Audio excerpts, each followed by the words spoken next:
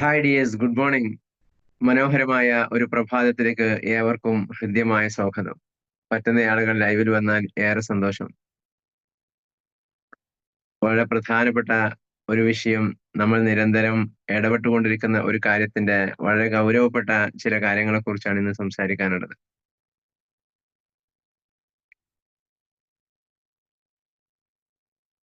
Welcome all.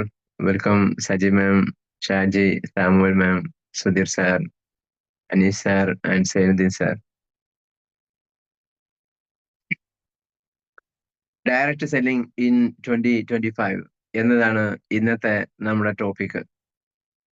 Direct selling എന്ന ടോപ്പിക്കിന്റെ കൂടെ 2025 എന്ന് ആഡ് ചെയ്യുമ്പോൾ സ്വാഭാവികമായും അതിന് ചില പ്രത്യേകതകളുണ്ട്. എന്തുകൊണ്ടാണ് ഒരു സിസ്റ്റത്തിന്റെ കൂടെ, ഒരു മാർക്കറ്റിംഗ് സ്ട്രാറ്റജിയുടെ കൂടെ ഒരു വർഷം ആഡ് ചെയ്യപ്പെടുന്നത്? അങ്ങനെ ആഡ് ചെയ്യപ്പെടുമ്പോൾ സ്വാഭാവികമായും അതിന്റെ ചില പിന്നാമ്പുറങ്ങൾ പരിശോധിക്കേണ്ടതുണ്ട്. ആ പിന്നാമ്പുറങ്ങളെ കുറിച്ച് നമ്മൾ കഴിഞ്ഞ ചില സെഷനുകളിൽ 3 തവണയെങ്കിലും ഓൺലൈനായും 3 പ്രോഗ്രാമിൽ ഓഫ്ലൈനായും നമ്മൾ ഈ വിഷയം കൃത്യമായി ബോധ്യപ്പെടുത്തിയിട്ടുണ്ട്. എങ്കിലും നമ്മൾ ഈ പുതിയ കാലത്തെ ഡയറക്റ്റ് സെല്ലേഴ്സ് എന്ന രീതിയിൽ നമ്മൾ നിർബന്ധമായും പഠിക്കേണ്ടുന്ന ചില ഭാഗങ്ങൾ ഈ വിഷയത്തിലുണ്ട് എന്നതുകൊണ്ടാണ് ഇതേ ടോപ്പിക് വീണ്ടും റിപ്പീറ്റ് ചെയ്യുന്നത്. പക്ഷെ ഇതുവരെ സംസാരിക്കാത്ത ചില ഭാഗങ്ങൾ ഇന്ന് സംസാരിക്കണം എന്ന് ആഗ്രഹിക്കുന്നു. ഒന്നാമത്തെ കാര്യം, ഡയറക്റ്റ് സെല്ലിംഗ് എന്ന് കേൾക്കുമ്പോൾ നമ്മൾ എങ്ങനെ അതിനെ വീക്ഷിക്കുന്നു, എങ്ങനെ നമ്മൾ അതിനെ വിലയിരുത്തുന്നു എന്നതാണ്. ഡയറക്റ്റ് സെല്ലിങ്ങിന് ഏറ്റവും സിമ്പിളായി ഡെഫിനിഷൻ നൽകിയാൽ പ്രൊമോട്ടിംഗ് കസ്റ്റമേഴ്സ് എന്നതാണ് അതിന്റെ ഉദ്ദേശം. ഒരാൾ ഒരു പ്രൊഡക്റ്റിന്റെയോ സർവീസിന്റെയോ കസ്റ്റമർ ആവുകയും അദ്ദേഹം തന്നെ അത് പ്രൊമോട്ട് ചെയ്യുകയും ചെയ്യുന്ന രീതിയാണ് അക്ഷരാർത്ഥത്തിൽ ഡയറക്റ്റ് സെല്ലിംഗ്. എന്നാൽ ഡയറക്റ്റ് സെല്ലിംഗ് അല്ലാത്ത പ്രോഡക്റ്റുകളുടെ അവസ്ഥ എന്താ? ഒരു കസ്റ്റമർ ഒരു പ്രോഡക്റ്റ് വാങ്ങുന്നു, എന്നിട്ട് പിന്നീട് അതിനെക്കുറിച്ച് പരിതപിക്കുന്നു. ഇത് വാങ്ങാൻ മറ്റൊരാളോടും അദ്ദേഹം സജസ്റ്റ് ചെയ്യുന്നില്ല. പല കാരണങ്ങൾ കൊണ്ടായിരിക്കാം. അതിന്റെ ഹൈ പ്രൈസ് കൊണ്ടായിരിക്കാം, അതിന്റെ ക്വാളിറ്റി ഇല്ലായ്മ കൊണ്ടായിരിക്കാം, വാങ്ങിയതിനു ശേഷം പെട്ടു എന്ന ബോധ്യം വന്നത് കൊണ്ടായിരിക്കാം. എന്നാൽ ഡയറക്റ്റ് സെല്ലിങ്ങിൽ എപ്പോഴും പ്രൊഡക്റ്റ് അവയർനെസ് ആദ്യമാണ് നൽകുന്നത്. ട്രഡീഷണൽ മാർക്കറ്റിംഗ് സിസ്റ്റത്തിൽ പ്രോഡക്റ്റിനെ കുറിച്ചുള്ള അവയർനെസ് ആ കസ്റ്റമർ ആ പ്രോഡക്റ്റ് വാങ്ങാൻ വേണ്ടി ചെല്ലുന്ന സമയത്ത് ലഭിക്കുന്ന ഒരു ഷോർട്ട് ടേം ഇൻസൈറ്റ് മാത്രമായിരിക്കും ട്രഡീഷണൽ മാർക്കറ്റിംഗ് സിസ്റ്റത്തിൽ ഒരു കസ്റ്റമറിന് ലഭിക്കുന്ന അവയർനെസ്. ബാക്കി അദ്ദേഹം അതിനെക്കുറിച്ച് അവെയർ ആകുന്നത് ആ പ്രോഡക്റ്റ് ഉപയോഗിച്ചുകൊണ്ടാണ്. അപ്പോഴാണ് അദ്ദേഹത്തിന് അതിന്റെ പരിമിതിയും പ്രശ്നങ്ങളും ഒക്കെ മനസ്സിലാകുന്നത്. എന്നാൽ ഡയറക്റ്റ് സെല്ലിംഗ് സിസ്റ്റത്തിൽ കസ്റ്റമേഴ്സിന് ആദ്യം അവയർനെസ് ലഭിക്കുന്നു. അവയർനെസ്സിലൂടെ ബോധ്യപ്പെട്ടതിനു ശേഷം മാത്രമാണ് ആ പ്രോഡക്റ്റ് അദ്ദേഹം പർച്ചേസ് ചെയ്യുന്നത്. Is it correct?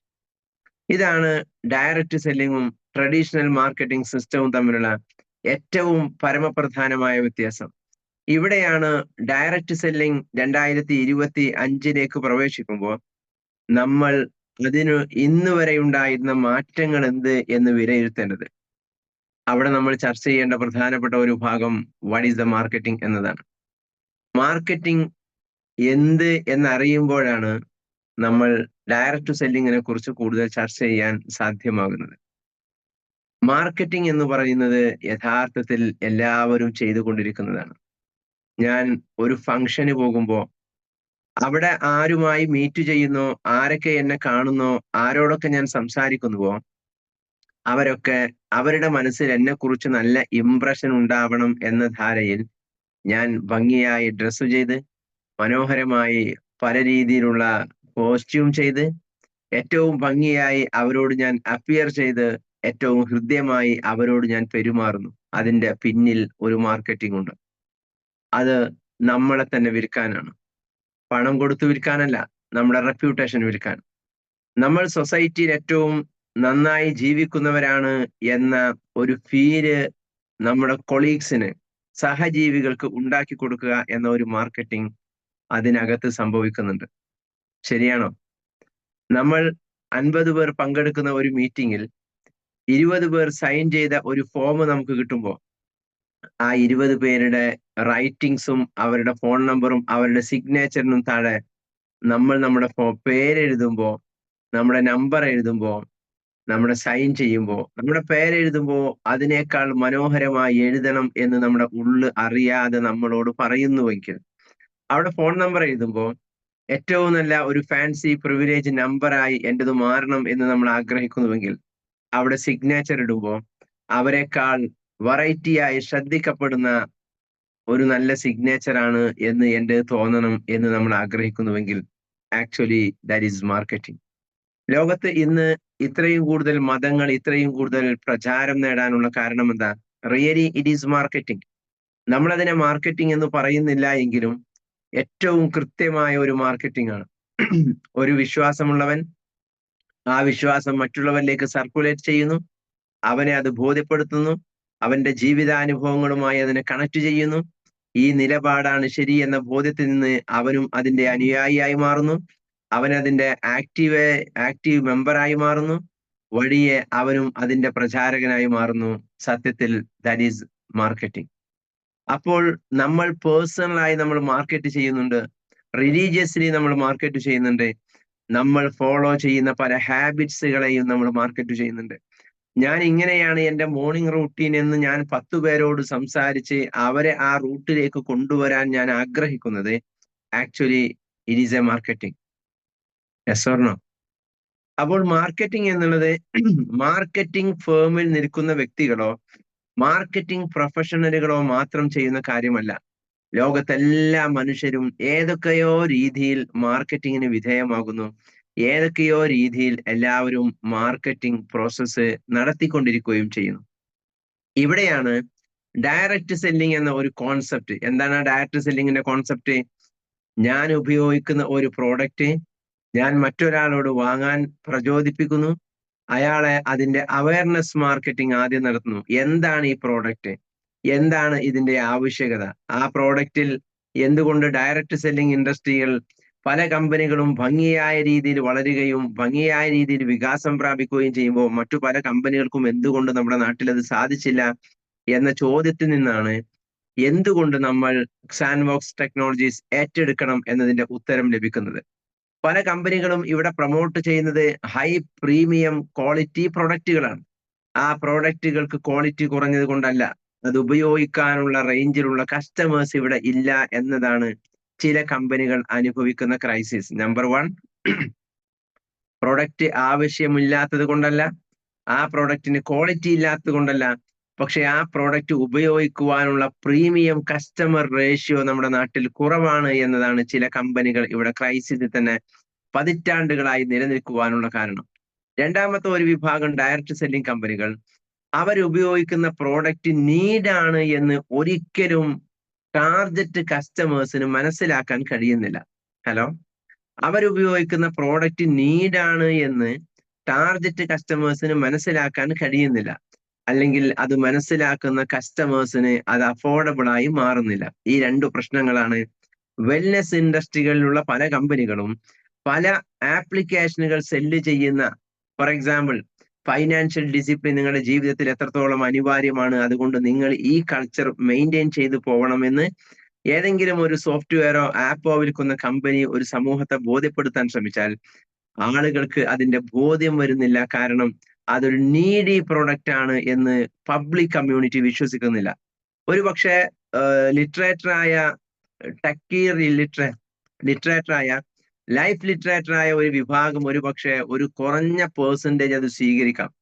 പക്ഷേ നമ്മളുടെ ഫോക്കസ് നമ്മൾ ആളുകളെ അവയർനെസ് മാർക്കറ്റിംഗ് നടത്തി ബോധ്യം വരുത്തി 2 വർഷം കൊണ്ട് സമൂഹം ഇതിനെക്കുറിച്ച് ബോധവാന്മാരായിട്ട് ഉപയോഗിക്കണം എന്നതല്ല.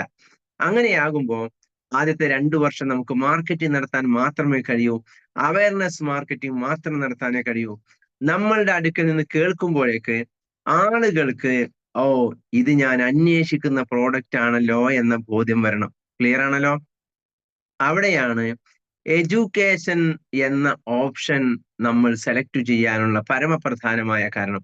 എന്തുകൊണ്ടാണ് എഡ്യൂക്കേഷൻ? ഇത് അനിവാര്യമാണ് എന്ന് അതിന്റെ കസ്റ്റമേഴ്സിനെയോ കൺസ്യൂമേഴ്സിനെയോ ഒരിക്കലും ബോധ്യപ്പെടുത്തേണ്ടതില്ല. ഇത് കേൾക്കുമ്പോഴേക്ക് ഓ, ഞാനിത് അന്വേഷിച്ച് നടക്കുകയായിരുന്നു. 2 ദിവസം മുമ്പ് ഞാനുണ്ട് നമ്മുടെ കൊച്ചിയിലെ ഒരു ഇവന്റിന് വേണ്ടി നമ്മുടെ മാട്രിക്സിന്റെ ഗുരു, മാത്സ് ഗുരു സലീം സാറുണ്ട്, കൂടെ മറ്റൊരു ബിസിനസ്സുകാരനുണ്ട്. യാത്രയിൽ ഇങ്ങനെ പരസ്പരം പരിചയപ്പെടുകയാണ്. എനിക്ക് രണ്ടുപേരെയും പരിചയമുണ്ട്, ഇവർ പരസ്പരം പരിചയമില്ല. പരിചയപ്പെടുന്ന സമയത്ത് സലീം സാറ് അദ്ദേഹത്തെ പരിചയപ്പെടുത്തി, ഞാനൊരു മാത്സിന്റെ എക്സ്പേർട്ടാണ്, മാത്സ് ഗുരു, ഇതാണ് എന്റെ പ്രൊഫഷൻ, ഇതാണ് എന്റെ ഫീൽഡ്, ഇതൊക്കെയാണ് ഞാൻ ചെയ്യുന്ന സർവീസുകൾ എന്ന് പറഞ്ഞപ്പോൾ അദ്ദേഹം ആകെ എക്സൈറ്റഡ് ആയി. ഞാനൊരു 5-6 മാസമായി ഇത് അന്വേഷിച്ച് നടക്കുകയാണ്. എന്റെ 5-ലും 7-ലുമുള്ള 2 മക്കൾ മാത്സിൽ വളരെ വീക്കാണ്. അത് നിരന്തരമായി സ്കൂളിൽ പോകുമ്പോൾ ടീച്ചേഴ്സ് പറയുന്നു, എനിക്കിപ്പോ സ്കൂളിലേക്ക് പോകാൻ തന്നെ മടിയാണ്, ഞാൻ വൈഫിനെ വിടാറാണ് പതിവ്. കാരണം ഇതിനെങ്ങനെ പരിഹാരം നൽകണമെന്ന് എനിക്കറിയില്ല. സാറേ, നമുക്ക് എന്താ ചെയ്യാൻ പറ്റുക? ഇതായിരുന്നു അന്വേഷണം. അപ്പൊ സലീം സാർ എന്നെ ചൂണ്ടിക്കാണിച്ചു കൊടുത്തു. അപ്പൊ അവരെ ഞാൻ അറിയാം. ഓക്കെ. അപ്പൊ എന്താണ് ആവശ്യം? ആവശ്യം ഈ പ്രൊഡക്റ്റ് എങ്ങനെ കിട്ടുമെന്നറിയലാണ്.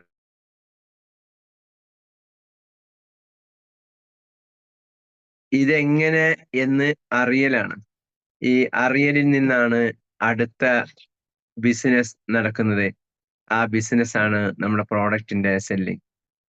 എങ്ങനെ ഇത് സാധ്യമായി എന്ന് ചോദിച്ചാൽ സിമ്പിൾ ആണ്. ആളുകൾ അന്വേഷിച്ചു കൊണ്ടിരിക്കുന്ന ഒരു പ്രോഡക്റ്റ് ആണ് നമ്മൾ നൽകുന്നത് എന്നതാണ് അതിന്റെ പരമപ്രധാനമായ കാര്യം. ഒരു സിമ്പിളായ എക്സാമ്പിൾ പറയുന്നു. കഴിഞ്ഞ 7 ദിവസം മുൻപ് കോഴിക്കോട് ഫറൂഖിലുള്ള ഒരു പെൺകുട്ടി ഒരു ഇൻസ്റ്റഗ്രാമിൽ ഒരു വീഡിയോ ചെയ്തു.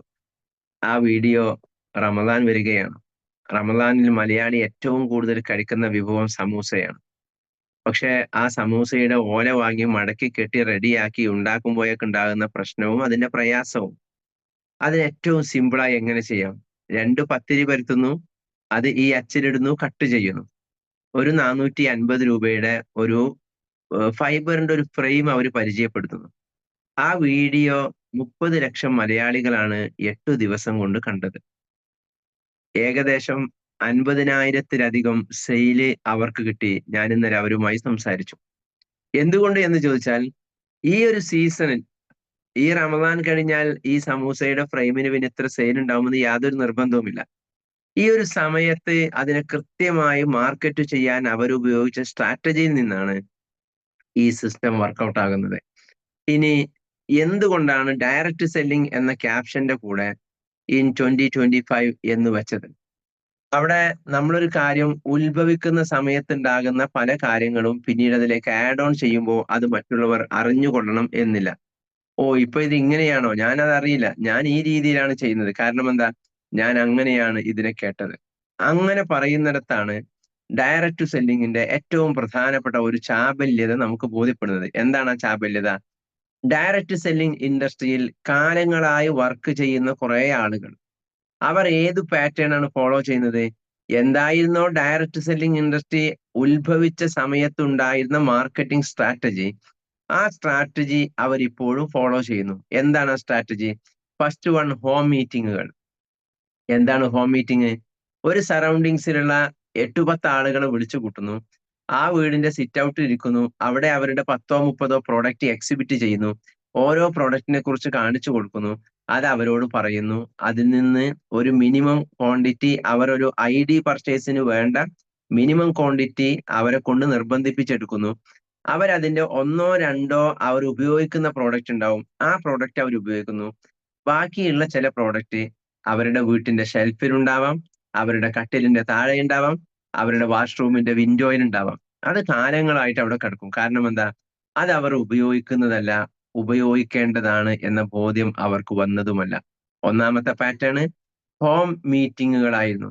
രണ്ടാമത്തെ പാറ്റേൺ വീക്കിലി ഓഫ്‌ലൈൻ പ്രോഗ്രാമുകളായിരുന്നു. മൂന്നാമത്തേത് door to door individual marketing ആയിരുന്നു. ഇതൊക്കെയായിരുന്നു പഴയ കാലത്തെ ഡയറക്റ്റ് സെല്ലിങ്ങിന്റെ പ്രീമിയം മാർക്കറ്റിംഗ് മോഡ്സുകൾ. ഈ രീതിയിലായിരുന്നു പണ്ട് ഡയറക്റ്റ് സെല്ലിംഗ് പ്രൊമോട്ട് ചെയ്യപ്പെട്ടതും ഒരു വലിയ കമ്മ്യൂണിറ്റി വിഭാഗം ഡെവലപ്പ് ചെയ്തു. ഇന്ന് നമ്മൾ അതിനെ കുറ്റം പറയാൻ പാടില്ല. കാരണം ഒരു കാലത്തെ സിസ്റ്റം വെച്ച് അങ്ങനെയായിരുന്നു അത് ഡെവലപ്പ് ചെയ്യാൻ കഴിഞ്ഞിരുന്നത്.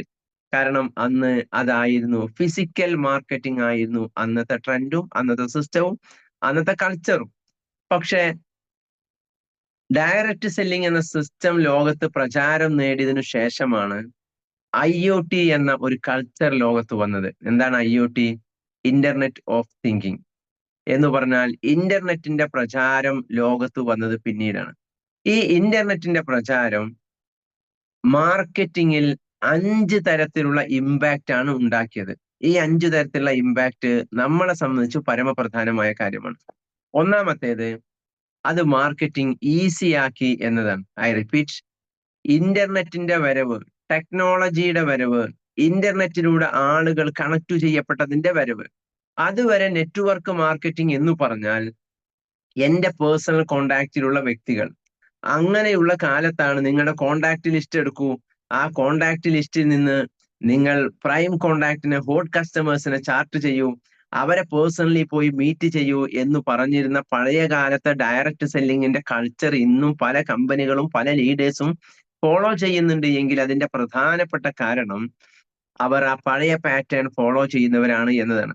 അവർക്ക് അങ്ങനെയാണ് ശീലമുള്ളത് എന്നതാണ്. ഇന്നത് പൂർണ്ണമായി ഉപേക്ഷിക്കേണ്ടതാണോ എന്ന് ചോദിച്ചാൽ അല്ല, മറിച്ച് അതിന്റെ സൊല്യൂഷൻ എന്താണ്, അതിലേക്ക് നമ്മൾ വരുന്നുണ്ട്.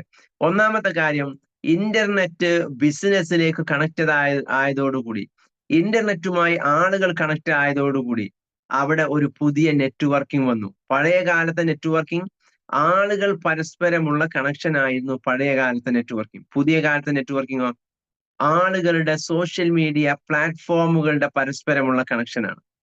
എനിക്ക് എന്റെ എന്റെ FB പ്രൊഫൈലിൽ 5000 ആളുകളും പേജിൽ വേറെ കുറച്ച് ആളുകളുമുണ്ട്. അപ്പൊ ഈ പ്രൊഫൈലിലുള്ള 5000 ആളുകൾ ഞാൻ എന്ന വ്യക്തിയുമായി പേഴ്സണലി കണക്റ്റഡ് ആണ്. ക്ലിയർ ആണല്ലോ? എന്റെ വാട്സപ്പിൽ എന്റെ പേഴ്സണൽ ബ്രോഡ്കാസ്റ്റിൽ ഏകദേശം 3000-ലധികം ആളുകൾ എന്ന് പറഞ്ഞാൽ അവർ എന്റെ നമ്പർ കൂടി സേവ് ചെയ്തതാണ് എന്ന് എനിക്ക് ഉറപ്പുണ്ട്. ആ ആളുകളുടെ കമ്മ്യൂണിറ്റിയിലേക്ക് ഞാനൊരു മെസ്സേജ് ഷെയർ ചെയ്താൽ ഇൻഡിവിജ്വലി 1 മിനിറ്റ് കൊണ്ട് എനിക്ക് 3500 ആളുകളിലേക്ക് കമ്മ്യൂണിക്കേറ്റ് ചെയ്യാൻ കഴിയുന്നു. ക്ലിയർ? ഇതാണ് പുതിയ കാലത്തെ നെറ്റ്വർക്കിംഗ്. പഴയ കാലത്തെ നെറ്റ്വർക്കിംഗ് ഫിസിക്കലി ഞാൻ എത്ര ആളുകളെ മീറ്റ് ചെയ്യാൻ പറ്റുന്നു, അതായിരുന്നു എന്റെ നെറ്റ്വർക്കിംഗ്. അതിന്റെ മാക്സിമം സിസ്റ്റം എന്താ?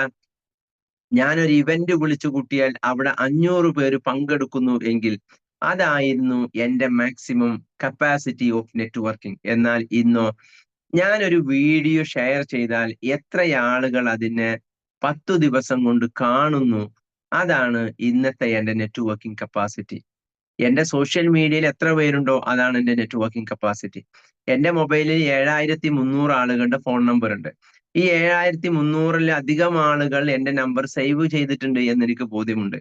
അവരെ എന്റെ ഇൻസ്റ്റഗ്രാമിലോ അതല്ലെങ്കിൽ അവരെ എന്റെ ടെലിഗ്രാം ത്രൂ എനിക്ക് കണക്ട് ചെയ്യാൻ പറ്റുമെങ്കിൽ അതാണ് ഇന്നത്തെ എന്റെ നെറ്റ്വർക്കിംഗ്. ഒന്നാമത്തെ വിഷയം, ഡയറക്റ്റ് സെല്ലിംഗ് ഇന്ന് അതിന്റെ മൂഡ് മാറിയപ്പോ ഇന്റർനെറ്റ് വന്നതോടുകൂടി ആളുകൾ ടെക്നോളജി ഓറിയന്റഡ് ആയി ജീവിക്കാൻ തുടങ്ങിയതോടുകൂടി നമ്മുടെ ഡയറക്റ്റ് സെല്ലിംഗ് സിസ്റ്റത്തിൽ നമ്മൾ 5 തരത്തിലുള്ള മാറ്റം കൊണ്ടുവരേണ്ടതുണ്ട്.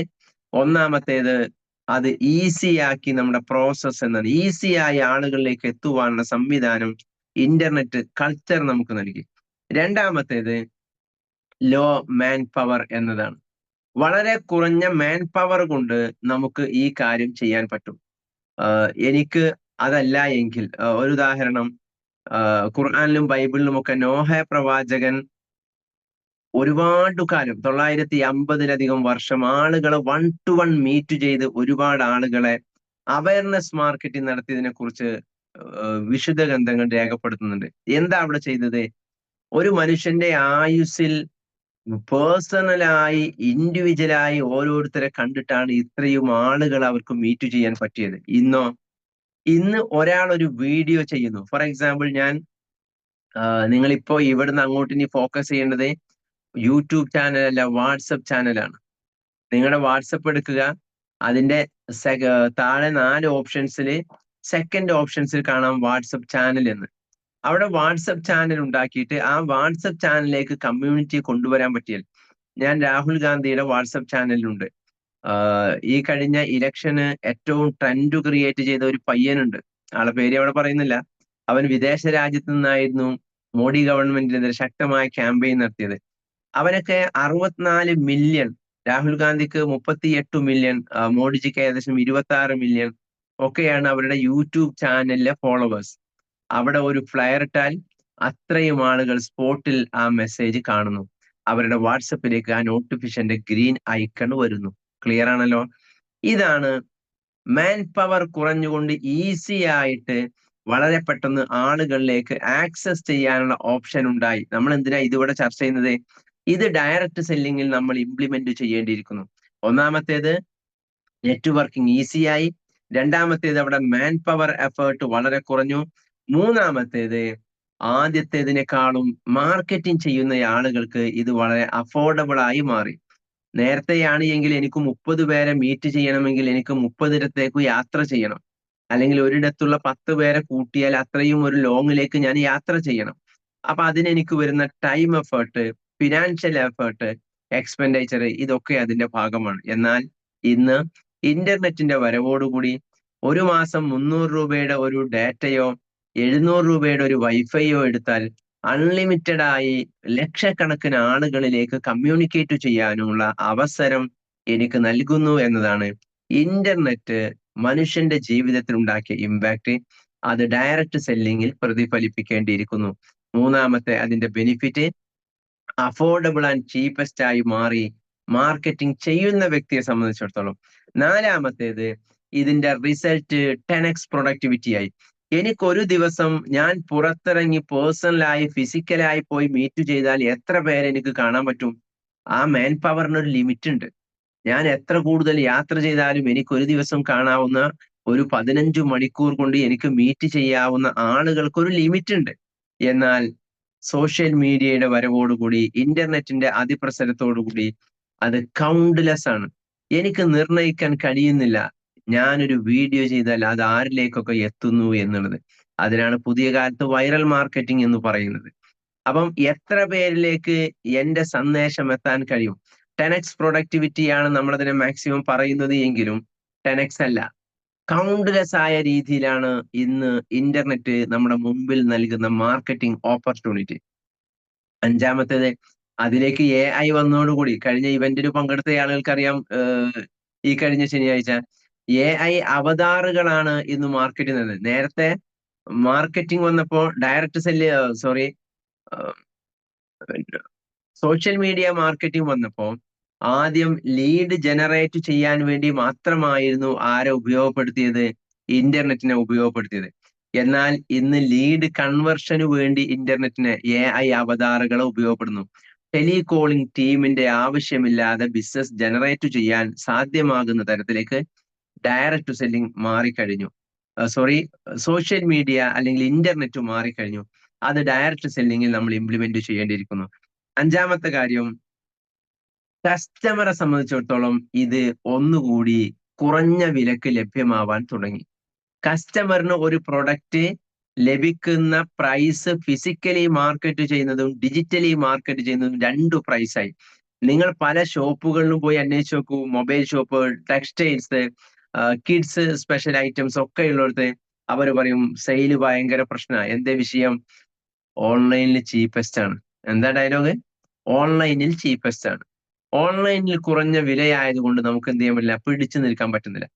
ഇമേജ് എന്ന കേരളത്തിലെ ഒരു ബ്രാൻഡ് മൊബൈൽ കമ്മ്യൂണിറ്റി, അവരുടെ വലിയ ഹോർഡിങ്സിന്റെ കമന്റ് എന്താ അറിയോ? ഓൺലൈനിനേക്കാൾ വില കുറവിൽ മൊബൈലുകൾ ലഭ്യമാണ്. ഓൺലൈനിനേക്കാൾ വില കുറവിൽ മൊബൈലുകൾ ലഭ്യമാണ് എന്നവർ ക്യാപ്ഷൻ വെക്കേണ്ടതിന്റെ ആവശ്യകത എന്താ? ഓൺലൈൻ എന്നുള്ളത് കോസ്റ്റ് എഫക്റ്റ് ആയതുകൊണ്ട് കസ്റ്റമറിന് കുറഞ്ഞ പ്രൈസിന് പ്രൊഡക്റ്റ് വിൽക്കാൻ വേണ്ടി പറ്റുന്നു. ഇതാണ് ഇന്റർനെറ്റ് വന്നതോടുകൂടി മാർക്കറ്റിൽ ഉണ്ടായ 5 ഇമ്പാക്ട്. ഇനി നമ്മൾ ശ്രദ്ധിക്കേണ്ടത്, ഈ 5 ഇമ്പാക്ട് ഡയറക്റ്റ് ടു മാർക്കറ്റിംഗിൽ, ഡയറക്റ്റ് ടു സെല്ലിങ്ങിൽ നമ്മൾ ഇംപ്ലിമെന്റ് ചെയ്യേണ്ടിയിരിക്കുന്നു. എപ്പോൾ? 2020, 2021 കാലഘട്ടം മുതൽ അത് ഇംപ്ലിമെന്റ് ആയി. അതിനനുസരിച്ച് ഡയറക്റ്റ് സെല്ലിംഗ് ഇൻഡസ്ട്രി മാറി. അതിന്റെ പീക്ക് ലെവലാണ്, അവധാരണയടക്കം ഉപയോഗപ്പെടുത്തിക്കൊണ്ടിരിക്കുന്ന പീക്ക് ലെവലിലാണ് ഇന്നു നമ്മൾ ഉള്ളത്. അവിടെ നമ്മൾ ഒരിക്കലും ട്രഡീഷണൽ ഡയറക്റ്റ് ടു സെല്ലിംഗ്, ശ്രദ്ധിക്കുക, നേരത്തെ ഡയറക്റ്റ് ടു മാർക്കറ്റിംഗും ട്രഡീഷണൽ മാർക്കറ്റിംഗുമായിരുന്നു ഉണ്ടായിരുന്നത്. ഇന്ന് ഡയറക്റ്റ് ടു മാർക്കറ്റിംഗ് ഉണ്ട്, ട്രഡീഷണൽ ഡയറക്റ്റ് ടു മാർക്കറ്റിംഗ് ഉണ്ട്, ട്രഡീഷണൽ മാർക്കറ്റിംഗ് ഉണ്ട്. ഒന്നുകൂടി, ഒന്ന് ട്രഡീഷണൽ മാർക്കറ്റ്, പണ്ട് മുതലേ ഫിസിക്കലായ ഔട്ട്ലെറ്റുകൾ ഇട്ട് നടന്ന ബിസിനസ്. രണ്ട്, ട്രഡീഷണൽ ഡയറക്റ്റ് സെല്ലിംഗ്. പഴയ കാലത്ത് ഡയറക്റ്റ് സെല്ലിംഗ് എങ്ങനെയായിരുന്നു ആ കൾച്ചർ ഫോളോ ചെയ്ത് ഹോം മീറ്റിങ്ങുകളും വൺ ടു വണ്ണുകളുമായി ഫോളോ ചെയ്യുന്ന മെത്തേഡ്. മൂന്നാമത്തേത് ന്യൂ എറ ഡയറക്റ്റ് സെല്ലിംഗ് എന്ന് പറഞ്ഞാൽ ന്യൂ ജനറേഷൻ ഡയറക്റ്റ് സെല്ലിംഗ്. ആ ന്യൂ ജനറേഷൻ എന്ന് പറയുമ്പോൾ ആളുകളുടെ ഏജ് അല്ല അവിടെ ന്യൂ ജനറേഷനിലേക്ക് വരുന്നത്, മറിച്ച് ഇന്റർനെറ്റ് ഓഫ് തിങ്കിങ് IoTയുടെ കൾച്ചറാണ് അവിടെ ന്യൂ ജനറേഷനിലേക്ക് വരുന്നത്. ഇന്നത്തെ ഡയറക്റ്റ് സെല്ലിങ്ങിന്റെ ലോകത്തെ എക്സ്പേർട്ടുകൾ മുഴുവൻ സംസാരിക്കുന്നത് നിങ്ങൾ ഹോം മീറ്റിങ്ങുകൾ സംഘടിപ്പിക്കാനല്ല, നിങ്ങളുടെ പേഴ്സണൽ കോണ്ടാക്ട് നിന്ന് ലിസ്റ്റ് പ്രിപ്പയർ ചെയ്ത് അവരെ പോയി മീറ്റ് ചെയ്യാനല്ല, മറിച്ച് നിങ്ങളെന്ന വ്യക്തിയുടെ ബ്രാൻഡ് വിസിബിലിറ്റി കൂട്ടുക, നിങ്ങളെന്ന വ്യക്തിയുടെ social influencing, social media influencing value കൂട്ടുക, നിങ്ങളെന്ന വ്യക്തിയെ എത്ര പേർക്ക് അറിയാം എന്ന വാല്യൂ നിങ്ങൾ ആഡ് ഓൺ ചെയ്യാൻ ശ്രമിക്കുക. അതിനാണ് ഇന്നത്തെ മാർക്കറ്റ്. എന്റെ വീഡിയോയിൽ, ഞാൻ എന്റെ യൂട്യൂബിൽ ഒരു വീഡിയോ ഇട്ടാൽ അത് കാണുന്നത് 500 ആളുകളാണ് എങ്കിൽ എനിക്കാരും പണം തരാൻ പോകുന്നില്ല. നേരെ മറിച്ച് അത് 7 ദിവസം കൊണ്ട് കാണുന്നത് 1,00,000 ആളുകളാണ് എങ്കിൽ എനിക്ക് 40,000 രൂപ തരാൻ ഇന്ന് മാർക്കറ്റിൽ ആളുകൾ ഉണ്ട്. കാരണം ആരിലൊക്കെ വളരെ ഈസിയായി ഈ മെസ്സേജ് എത്തിക്കാൻ നമുക്ക് കഴിയുന്നു. ഇവിടെയാണ് ഡയറക്റ്റ് സെല്ലിംഗ് ഇൻഡസ്ട്രിയിൽ നമ്മൾ എന്തുകൊണ്ട് ഒരു ബ്രാൻഡായി മാറണം എന്ന ചോദ്യത്തിന് പ്രധാനപ്പെട്ട ഉത്തരം ലഭിക്കുന്നത്. നമ്മൾ എന്തിനൊരു ബ്രാൻഡായി മാറണം? 2020 മുതലാണ് ബ്രാൻഡിങ് എന്നുള്ളത് ഒരു വലിയ ഇൻഡസ്ട്രി ആയി വളർന്നത്. അന്ന് മുതലാണ് ബ്രാൻഡിങ് ആയി ആളുകളെ കൊണ്ടുവരാൻ വേണ്ടിയുള്ള കോഴ്സുകൾ ലോകത്ത് നടന്നത്, അതിന്റെ വലിയ ഇവന്റുകൾ നടന്നത്, ബ്രാൻഡ് സബ്മിറ്റുകളൊക്കെ നടന്നത്. കാരണം അന്ന് ബ്രാൻഡുകൾക്ക് വലിയ വാല്യൂ ഉണ്ടായിരുന്നു. ഒരു ബിസിനസ് ഓണർ മറ്റൊരു ബ്രാൻഡ് അംബാസഡർ വെച്ചിട്ടായിരുന്നു ഇതൊക്കെ ചെയ്യുന്നത്. എന്നാൽ 2024 മിഡിൽ ആയതോടുകൂടി ഇന്റർനാഷണൽ ലെവലിൽ ബ്രാൻഡിങ് എന്ന കൾച്ചർ താഴോട്ട് പോയി, അതിന്റെ ഗ്രാഫ് ഡൗൺ ആയി. നമ്മുടെ നാട്ടിലൊക്കെ ഇപ്പോഴും ചില ബ്രാൻഡ് അംബാസഡർമാർസ് ഉണ്ട് എങ്കിലും ഗ്ലോബലി റൺ ചെയ്യുന്ന വലിയ കമ്പനികൾക്ക് ഇന്ന് ബ്രാൻഡ് അംബാസഡേഴ്സ് ഇല്ല. നിങ്ങൾ അവരുടെ ആഡുകൾ എടുത്തു നോക്കുക. ഗ്ലോബലി ബ്രാൻഡായി നിൽക്കുന്ന കമ്പനികളുടെ ബിസിനസ് ഓണേഴ്സ് ആണ് പബ്ലിക്കിന്റെ മുമ്പിൽ വന്നിട്ട് അവരുടെ പുതിയ ബ്രാൻഡിനെ പരിചയപ്പെടുത്തുന്നത്. എസോർണോ, അവിടെ ബ്രാൻഡ് അംബാസഡർ എന്ന സ്പേസ് പോയി. മറിച്ച് ഇപ്പോൾ ആരാണ് ബ്രാൻഡ് അംബാസഡേഴ്സ്? ഓരോ ബിസിനസ് ഓണറും ഓരോ ബ്രാൻഡ് അംബാസഡറാണ്. ഹലോ, ഓരോ ബിസിനസ് ഓണറും ഓരോ ബ്രാൻഡ് അംബാസഡറായി മാറൽ നിർബന്ധമായി മാറി. അവിടെയാണ് ഡയറക്റ്റ് സെല്ലിംഗ് ഇൻഡസ്ട്രിയിൽ നമ്മളെല്ലാവരും ഓണേഴ്സ് ആണ്. നമ്മൾ ഏതെങ്കിലും കമ്പനിയുടെ വെറും പ്രൊമോട്ടേഴ്സ് അല്ല. എഡ്യൂപ്രനോർഷിപ്പ്, എഡ്യൂക്കേഷൻ രംഗത്ത് സ്വന്തമായ ഒരു ബിസിനസ് ചെയ്യുന്ന ഒരു ഫ്രാഞ്ചൈസി ഓണർ ആയിട്ടാണ് നമ്മൾ മാറിയത്. അങ്ങനെയാണ് നമ്മൾ ഈ പ്ലാറ്റ്ഫോമിനകത്ത് വന്നിരിക്കുന്നത്. അപ്പോൾ നമ്മൾ ചെയ്യേണ്ടത് എന്താ? നമ്മൾ ഒരു ബ്രാൻഡായി മാറുക. എങ്ങനെ നമുക്ക് ബ്രാൻഡായി മാറാൻ പറ്റും? ഡയറക്റ്റ് സെല്ലിങ്ങിന്റെ 2025 വേർഷൻ എന്താണ്?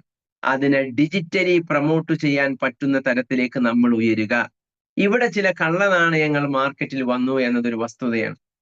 2024 മെയ് മാസം നടന്ന കേരള നിയമസഭാ സഭാ സമ്മേളനത്തിൽ ഈ വിഷയം ഒരു MLA ഉന്നയിക്കുന്നുണ്ട്. ഡയറക്റ്റ് സെല്ലിംഗ് ഇൻഡസ്ട്രിയിൽ സത്യസന്ധമായി ബിസിനസ് ചെയ്യുന്ന ലക്ഷക്കണക്കിന് മലയാളികൾ ഇവിടെയുണ്ട്. പക്ഷേ പല കമ്പനികളുടെയും ഈ ഫ്രോഡ് മാർക്കറ്റിംഗ് സിസ്റ്റവും കാര്യങ്ങളും ഒക്കെ കൊണ്ട് ഇവർ ക്രൈസിസ് അനുഭവിക്കുന്നു. എന്താണ് ഗവൺമെന്റ് കാണുന്ന പരിഹാരം? അന്ന് അതിന്റെ ചുമതലയുണ്ടായിരുന്ന കസ്റ്റമേഴ്സ് അഫയേഴ്സ് മിനിസ്റ്റർ അതിന് മറുപടി നൽകി. അതിന് നമ്മളൊരു കമ്മീഷനെ ചുമതലപ്പെടുത്തിയിട്ടുണ്ട്. അതിനെ കൃത്യമായി സ്ക്രീനിങ് ചെയ്യുന്ന ഒരു മോണിറ്ററിംഗ് അതോറിറ്റി ഇവിടെ ഇംപ്ലിമെന്റ് ചെയ്യാൻ പോകുന്നു. അവരതിനെക്കുറിച്ച് പഠനം നടത്തുകയാണ്.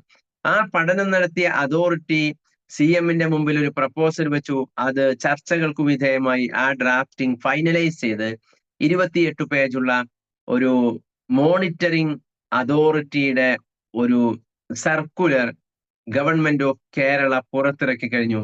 അതിന്റെ ഒഫീഷ്യൽ ലോഞ്ചിങ് ആണ് ഈ ബുധനാഴ്ച തിരുവനന്തപുരം സെൻട്രൽ സ്റ്റേഡിയത്തിൽ ബഹുമാനായ മുഖ്യമന്ത്രിയും കേരളത്തിന്റെ 10ഓളം മന്ത്രിമാരും പങ്കെടുക്കുന്ന ഒരു മെഗാ ഇവന്റ് നടക്കുന്നത്.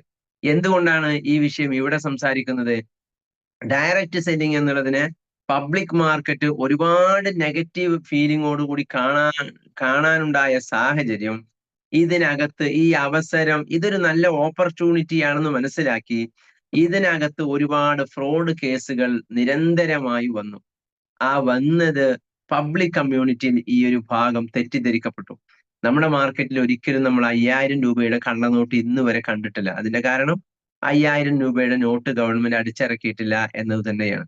എന്നാൽ 2000 രൂപയുടെയും 500 രൂപയുടെയും ഒക്കെ കള്ളനോട്ട് ഇഷ്ടം പോലെ മാർക്കറ്റിൽ അവൈലബിൾ ആണ്. കാരണം ഏതാണോ ഒറിജിനൽ ഉള്ളത് അതിന്റെ ഇടയിൽ കയറി പറ്റി ഒറിജിനലിനെ വെല്ലുന്ന വ്യാജന്മാരാണ് ഇന്ന് മാർക്കറ്റിലുള്ളത്. അതുകൊണ്ടാണ് ഇതിന് കൃത്യമായ ഒരു സ്ക്രീനിങ് അതോറിറ്റി വരുന്നത്. അതുകൊണ്ട് 2025 മുതൽ പഴയ കാലത്ത് പലരും ഡയറക്ട് ടു സെല്ലിംഗ് എന്ന് ആഡ് കൊടുക്കുമ്പോൾ പോലും അത് കാണിക്കുന്നില്ല. കാരണം പറയാൻ മടിയാണ്.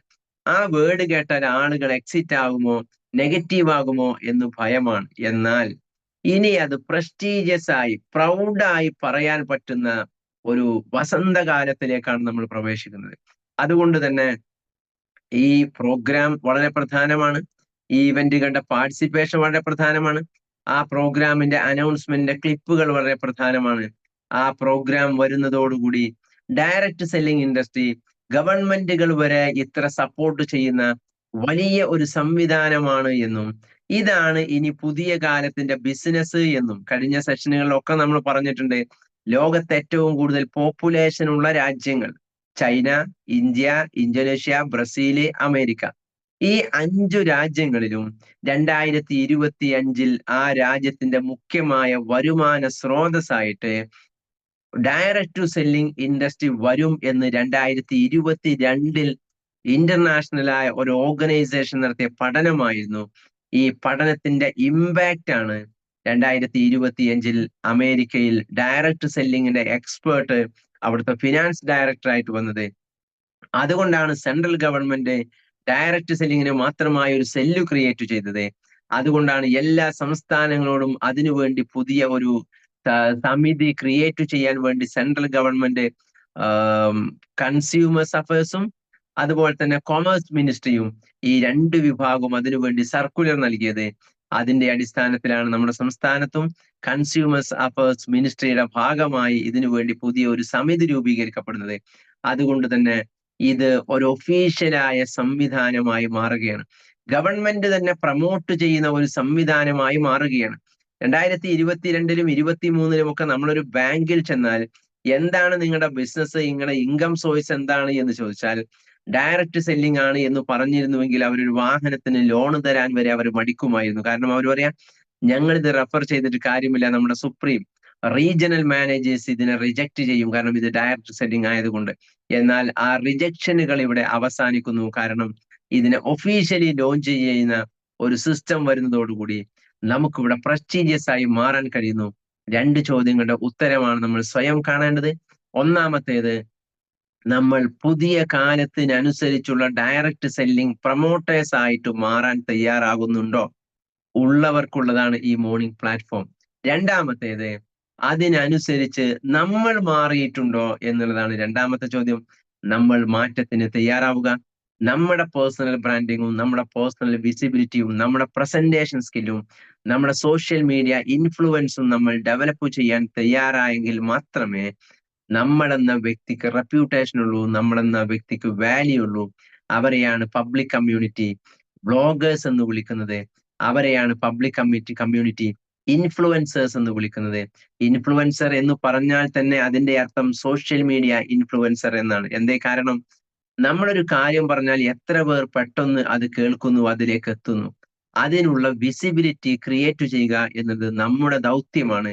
നമ്മളെ പേഴ്സണലി അറിയുന്നവർ എത്ര പേരുണ്ട് എന്നതിനേക്കാൾ ഇന്ന് പ്രധാനം നമുക്ക് എത്ര ഫോളോവേഴ്സ് ഉണ്ട് എന്നതാണ്. ആ ഫോളോവർ ഒരിക്കലും നമ്മുടെ ജീവിതത്തെ ഫോളോ ചെയ്യുന്നവരല്ല, നമ്മുടെ ആശയങ്ങളെ ഫോളോ ചെയ്യുന്നവരല്ല, മറിച്ച് നമ്മുടെ വാക്കുകളെ ഫോളോ ചെയ്യുന്നവരാണ്. നമ്മളൊരു കാര്യം അനൗൺസ് ചെയ്താൽ അത് കേൾക്കാൻ തയ്യാറുള്ളവരാണ്. ആ ഒരു വിസിബിലിറ്റി നമ്മൾ നേടിയെടുക്കുക. ഇന്നത്തെ കാലത്ത് 2 കഴിവ്, അത് ഇന്നത്തെ ടോപ്പിക്കുമായി ബന്ധപ്പെട്ടതല്ലെങ്കിലും വരുന്ന ആളുകൾ നമ്മൾ ചർച്ചയ്ക്ക് വിധേയമാക്കണം.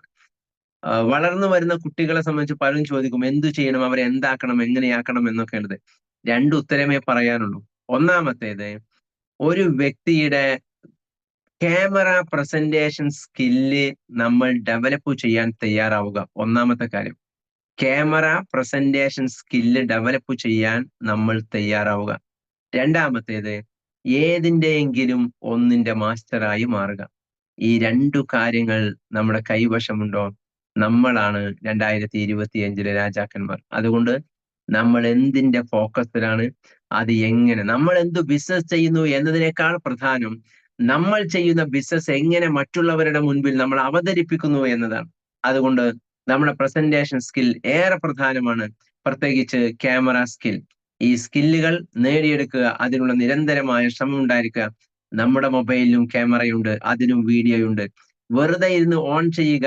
സാൻവോസിറ്റി എന്ന പ്രോജക്റ്റിനെ കുറിച്ച് 2 മിനിറ്റ് സംസാരിക്കുന്ന വീഡിയോ നിങ്ങൾ സ്വയം ക്രിയേറ്റ് ചെയ്യുക. അത് നിങ്ങൾ നിങ്ങളുടെ ഓൺ ചാനൽ അപ്ഡേറ്റ് ചെയ്യുക.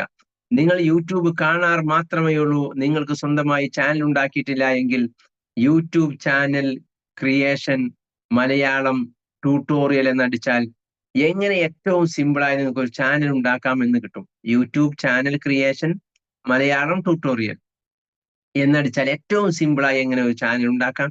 ആ ചാനലിൽ ആര് കണ്ടു ഇല്ലേ എന്നുള്ളതല്ല, നമ്മളൊരു 2 മിനിറ്റ് സാൻവോസിറ്റിയെ കുറിച്ച് ഒരു 2 മിനിറ്റ് പ്രസന്റേഷൻ നടത്തുക, യൂട്യൂബ് ലിങ്കിലേക്ക് അപ്ഡേറ്റ് ചെയ്യുക, അതിന്റെ ലിങ്ക് നമ്മളുള്ള ഗ്രൂപ്പിലും നമ്മുടെ പേഴ്സണൽ കോണ്ടാക്റ്റിലും ഷെയർ ചെയ്യുക. ആദ്യമായിട്ട് ഞാൻ യൂട്യൂബിൽ ഒരു വീഡിയോ ഇട്ടു, ഒന്ന് കണ്ടു പ്രതികരണം അറിയിക്കണേ. പ്രതികരണം പല രീതിയിൽ വരും, കമന്റ് ബോക്സിൽ പല രീതിയിൽ വരും. പക്ഷെ ആരെന്ത് കമന്റ് ചെയ്തു എന്നതല്ല പ്രശ്നം. അവർക്ക് നാളെയും കമന്റ് ചെയ്യാനുള്ള സ്പേസ് നമ്മൾ നാളെയും ഉണ്ടാക്കി കൊടുക്കുക എന്നതാണ് നമ്മുടെ ഡ്യൂട്ടി. ദൈവം കമന്റ് ഇടാനായിട്ട് മാത്രം ഒരു വിഭാഗത്തെ ഇവിടെ സൃഷ്ടിച്ചിട്ടുണ്ട്. ആ കമന്റ് വായിക്കേണ്ടവരല്ല നമ്മൾ, മറിച്ച് അവർക്ക് വീണ്ടും കമന്റ് ഇടാനുള്ള സ്പേസ് ഉണ്ടാക്കി കൊടുക്കുവാനുള്ള ഇൻഫ്ലുവൻസേഴ്സ് ആയി മാറുവാൻ ശ്രമിക്കുക. Thank you all.